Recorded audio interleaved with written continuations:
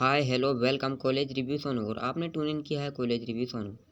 आज मैं बात करूंगा कोटा सिस्टम के बारे में। एमपी में कोटा सिस्टम सभी जगह चलता है। सरकारी जो हो चाहे कॉलेज लेना हो तो कोटा सिस्टम क्या होता है, मैं आपको इसी के बारे में आज बताऊंगा। और कौन कौन से कोटे होते हैं। यदि आपने हमारे चैनल कॉलेज रिव्यू सोनू को अभी तक सब्सक्राइब नहीं किया तो कॉलेज रिव्यू सोनू को सब्सक्राइब करें और बगल में आ रहा है बेल आइकन को जरूर दबा दें।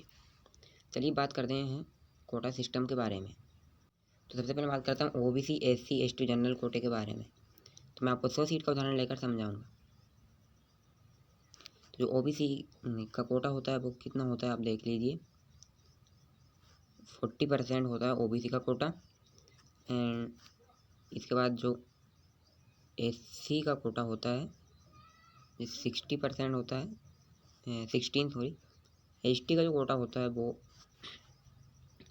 20% होता है। और तीनों का जो टोटल कोटा मिला कर होता है वो 50% होता है। और एक कोटा और होता है ईडब्ल्यूएस। तो ईडब्ल्यूएस का कोटा भी और होता है जो कि 10% है। इसके साथ ही कुछ और कोटे भी होते हैं, जैसे कि फीमेल कोटा, जो कि सीट फीमेल को ही दी जाती है। तो फीमेल कोटा भी होता है जो कि हर कॉलेज में किसी में 5 सीट तो किसी में 10 सीट रहता है। तो मिनिमम ये 5 सीट तक रहता है। और इसके बाद कुछ और कोटे भी होते हैं, जैसे कि अदर स्टेट के कोटा, इसको हम ओएस कोटा बोलते हैं। अदर स्टेट कोटा को ये जो कोटा होता है, इस कोटे के तहत 5 सीट रहती है। और एक होता है एनआरआई कोटा। तो एनआरआई कोटा होता है, उस कोटे के तहत भी 5% सीट रिजर्व रहती है। और अगर एनआरआई बाहर के बच्चे नहीं आते हैं कॉलेज में तो जो अदर स्टेट कोटा है वो बढ़कर 10% हो जाता है। और अदर स्टेट के बच्चे आपको इतना कंपटीशन नहीं देंगे। चलिए 2 और कोटे होते हैं, 3 और कोटों के बारे में आपको मैं बता देता हूँ। तो चलिए एक और कोटा होता है जिसको हम बोलते हैं हैंडीकैप कोटा,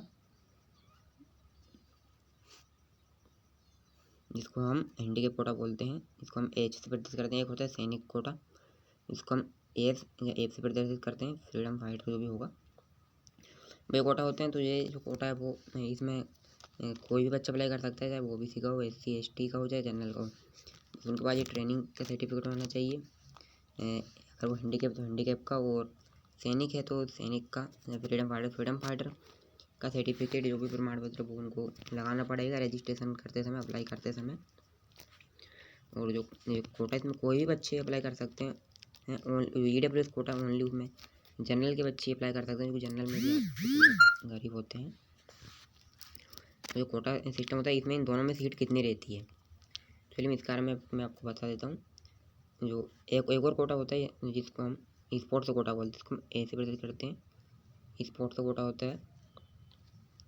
अभी हमें सीट कितनी रहती है, तो ऑलमोस्ट इनमें जो हैंडीकैप कोटा है, किसी कॉलेज में 1 सीट तो किसी में 2 सीट, तो मिनिमम 1 या 2 सीट रहती है। और कुछ कॉलेज में नहीं होती है। सैनिक कोटे में भी 1 या 2 ही सीट रहती है। तो ये काफ़ी कम परसेंट है इन कोटों की। स्पोर्ट्स कोटा तो उसमें भी 1 या 2 सीट आपको देखने को मिलेगी कॉलेज में। तो इन कोटेज के लिए कोई भी बच्चा अप्लाई कर सकता है, बस उनके पास सर्टिफिकेट होना चाहिए। अगर वो खिलाड़ी है, किसी भी स्पोर्ट्स से आते हैं, तो उनके पास स्पोर्ट्स का सर्टिफिकेट होना जरूरी है कि वो खिलाड़ी का प्रमाण पत्र होना चाहिए। इसके बाद ही वो कोटा सिस्टम के तहत अप्लाई कर पाएंगे। और कोटा सिस्टम के तहत आपको कैसे अप्लाई करना, कौन कौन से डॉक्यूमेंट की ज़रूरत पड़ेगी आपको, जो हैंडीकैप कोटा, फ्रीडम फाइटर और स्पोर्ट्स कोटे के तहत। चलिए अगर आप अप्लाई करोगे एमपीडीटी की काउंसलिंग में, जैसे फिर जेईई मेन की काउंसलिंग में, तो सबसे पहले तो आपको अपने 10th की मार्कशीट की ज़रूरत पड़ेगी। तो आपको ज़रूर जो पड़ेगी वो पड़ेगी आपको 10th की मार्कशीट की। मैं लिख रहा हूँ 10th की मार्कशीट की ज़रूरत आपको पड़ने वाली है। और साथ ही आपको 12th की मार्कशीट की ज़रूरत पड़ेगी। और इसके साथ अगर आपने जेईई मेन का एग्ज़ाम दिया है तो आपको अपने जेईई मेन के स्कोर कार्ड की ज़रूरत, जेईई स्कोर कार्ड, इससे मैं ए से प्रदर्शित कर रहा हूँ, स्कोर कार्ड की ज़रूरत आपको पड़ने वाली है। साथ ही आप जिस कोटे के तहत अप्लाई करना चाह रहे हो, हैंडीकैप, फ्रीडम फाइटर कोटा और सैनिक कोटा, तो उस कोटे की ट्रेनिंग सर्टिफिकेट की ज़रूरत पड़ेगी। यानी कि जैसे कि आपको अगर हैंडीकैप कोटे के तहत अप्लाई करना है तो आपको अपना हैंडीकैप कोटे की ज़रूरत को पड़ने सर्टिफिकेट की ज़रूरत। और अगर आपको स्पोर्ट्स कोटे से अप्लाई करना है तो आपको स्पोर्ट्स सर्टिफिकेट की जरूरत पड़ेगी।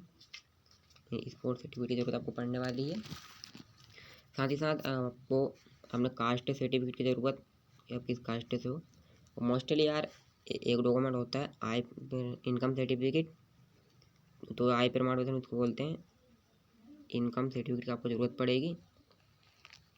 इनकम सर्टिफिकेट के बाद जो ज़रूरत आपको लगने वाली है वो किस चीज़ की लगेगी, वो आपकी लगेगी डोमिसाइल सर्टिफिकेट की, यानी कि मध्य प्रदेश के मूल निवासी की।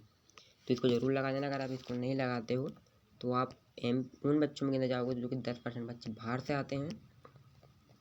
और ये अब जरूर लगाना आय प्रमाण पत्र, जाति प्रमाण पत्र, और एक होता है अपना मूल निवासी। तो इसको रजिस्ट्रेशन करते समय जब आप अप्लाई करोगे, जब डेट खुलेगी तो मैं आपको अप्लाई करके भी दिखा दूंगा कि अप्लाई कैसे करना है, किस कोटे के तहत। तो आप अप्लाई करते समय ये डॉक्यूमेंट आपको रेडी रखना है। और हो सके तो मैं 10-12 का रोल नंबर भी रेडी रखना करके। 10-12 रोल नंबर जो भी आपको लग सकती है। BPL कार्ड जिनके पास है वो BPL कार्ड भी रख सकते हैं। और आय प्रमाण पत्र भैया रिन्यू कराना जिनका पुराना है, पुराना नहीं चलेगा, नया ही चलता है, नया बनवा लें। जिनका नहीं बना वो जल्द से जल्द बनवाएं इन डॉक्यूमेंट्स को। और अप्लाई करने के लिए आपको यही सब डॉक्यूमेंट लाकर MP ऑनलाइन वाले के पास जाना है और जाकर कर देना है अप्लाई। धन्यवाद। Thanks for watching video.